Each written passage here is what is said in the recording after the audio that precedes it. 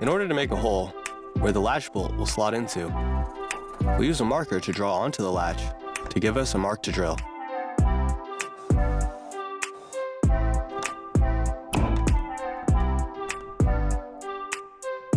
Removing this broken pipe is nearly impossible using a wrench or pliers. We can use 2 bolts and a screwdriver to get the job done. We can attach this bolt to this socket to make things easier by drilling.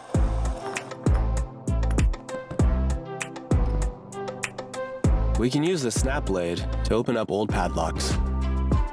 We'll bend the blade in half and then cut off one edge on both sides of the blade. Now we can slide the blade between the shackle and the case to pop open the lock.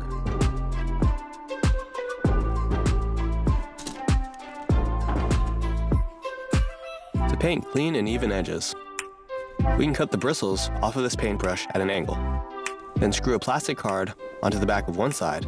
This will give us a clean line. We want to make sure to apply Teflon tape to metal fittings. Make sure to wrap clockwise, which is the same direction as the fitting.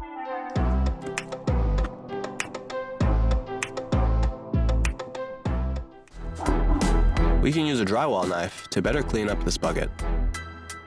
Instead of moving the knife up and down, scrape in a circle around the bucket.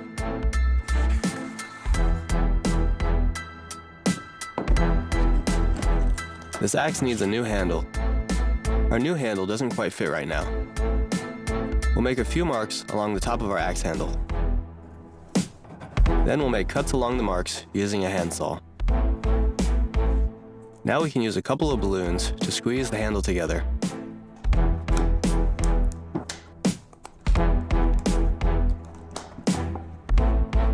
Now we can hammer the handle into the axe head. We'll fill the cuts with glue and some wedges, and then cut off any excess wood.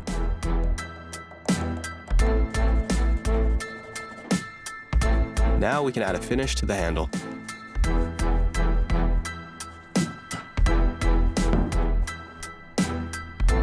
If we need to remove paint from this roller tray, we can add a few thin layers of paint, letting each one dry in between coats.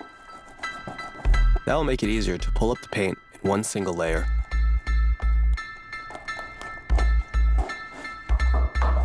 When applying mounting tape to this metal frame, we can use a smaller piece of the same frame to line up the tape along the outer side.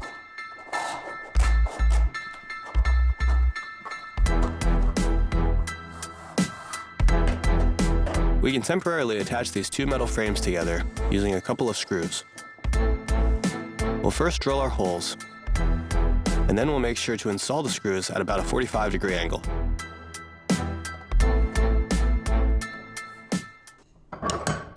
Our next tool that we'll be making is good for connecting 2 metal wires together securely. We'll start by removing the head from this bolt, then drilling a hole through the center. We can use a magnet for any metal dust.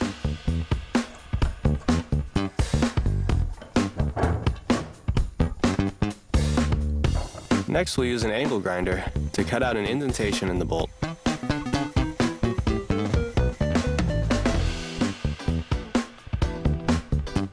Now attach nuts to both sides. We can pass the wires through the hole in the bolt and out through the indentation. Now when we tighten everything together, the wires won't slip.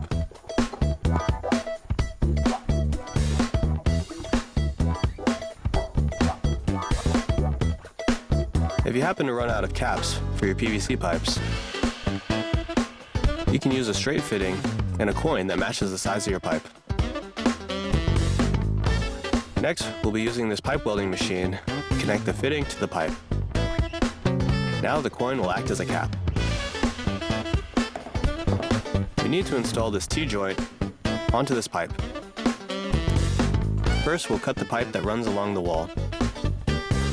We'll use our pipe welding machine again to connect the fitting to the bottom half of our pipe, and then to the pipe that passes through the wall,